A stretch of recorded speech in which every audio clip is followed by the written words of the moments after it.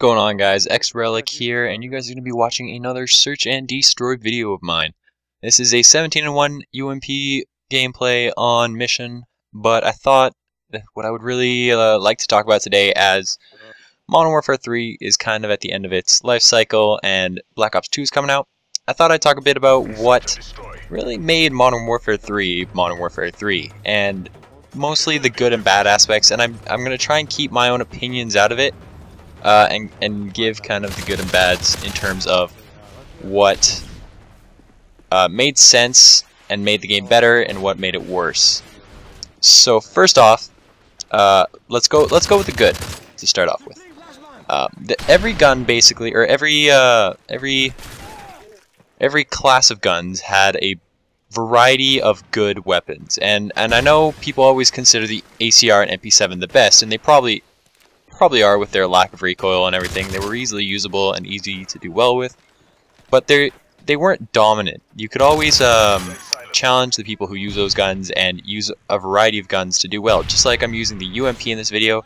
The PP90M1 is also a good submachine gun, the P90 is a good submachine gun, MP5 and the other one, the PM9, they were a little bit worse than the rest of them, but still usable. So basically every submachine gun was usable. And then in the assault rifle class, you've got, I don't know, M16, AK-47, Type 95 obviously, but that's going to be on my bad list. It was just a variety of balanced guns in every category, even snipers, where you see people using the L11, the MSR, the Barret, everything like that. And it's really one of the first games that have a true balance among the guns, and instead of having an overpowered gun, people would have kind of been forced to change their insults, because people will always have to have insults, to try-hard guns instead of actual overpowered guns. The second good thing that I thought that they did really well is introducing Kill Confirmed. People don't seem to remember that Kill Confirmed wasn't in any other game before this, and it's turned into one of the most successful games and most likable games in the entire game. Another good thing they did is gun games, and not only just the gun games they kind of started out, or the first ones they brought out with, but they added two more that have come over across really well. And that is obviously All or Nothing and Money in the Dank. So they did a good job of that, listening to the community and implementing some good ideas that people came up with. And the last good thing that I thought was something that really made Modern Warfare 3 was the MOAB. And it was obviously a kind of a build on the nuke from Modern Warfare 2, but they changed it so it was a lot more balanced and kind of harder to get, as well as less powerful. And I say that kind of hesitatingly, because it's still super powerful, but I mean, if you can get 24 or 25 straight gun kills, which not everybody can get, as opposed to the Modern Warfare 2 nuke, where you could just camp and stack up your kill streaks. It still takes a lot more skill now than it did in Modern Warfare 2 to actually get that MOAB. You can't camp for it like you could in Modern Warfare 2, because most times, if you're smart enough to avoid a guy who's camping for a MOAB, they'll just run out of time before they can actually get it. And another good thing about it is it doesn't actually end the game, so you can keep on playing. The other team still has a chance to win, even though someone may have actually successfully camped for a MOAB.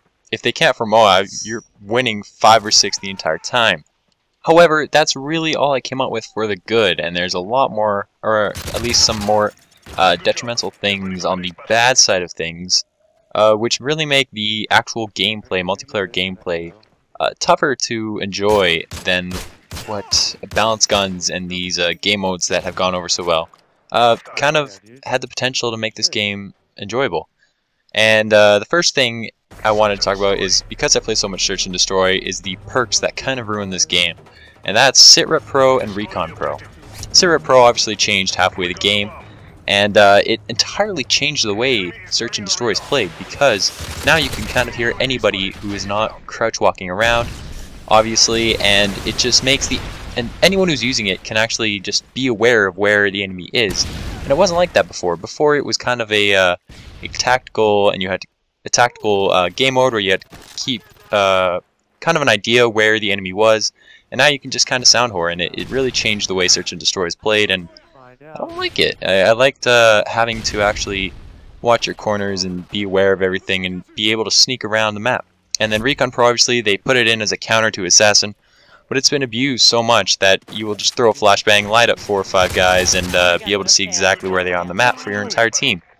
And the best way that would have been to counter Assassin would have been, you know, the same way they're doing it in Black Ops 2. Make it so that Assassin only works when you're actually moving. And they put the wrong counter in this game, and Recon Pro was a bad thing.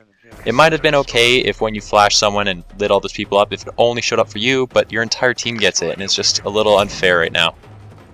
Then, there's 4 guns that I actually didn't think were actually supposed to be in the game. They're a little unfair. The Striker and Barret are the first 2, and that's because you can actually just spray those 2.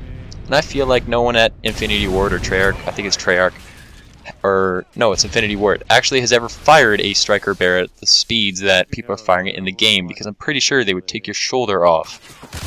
The other 2 guns are FMG9 Akimbos and the Type 95. And you know what? They got some similarities in why I think they're a little bit unfair to the game, in the fact that for the guns that they're extremely strong long range, mid range, and close range. They're basically one burst kill for the Type 95 at any distance, and for FMG9s, they're gonna spray down anybody in a very short amount of time.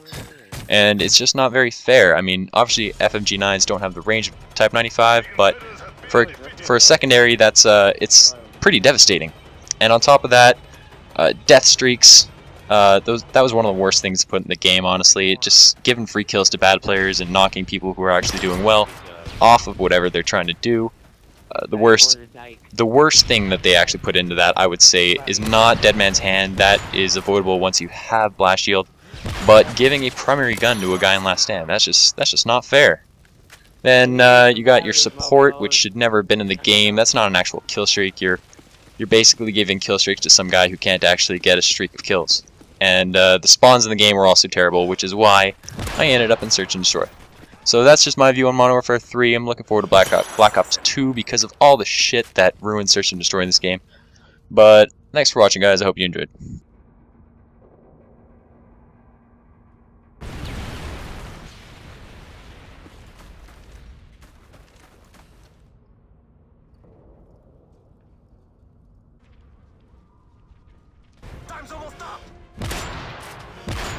MSR Ace!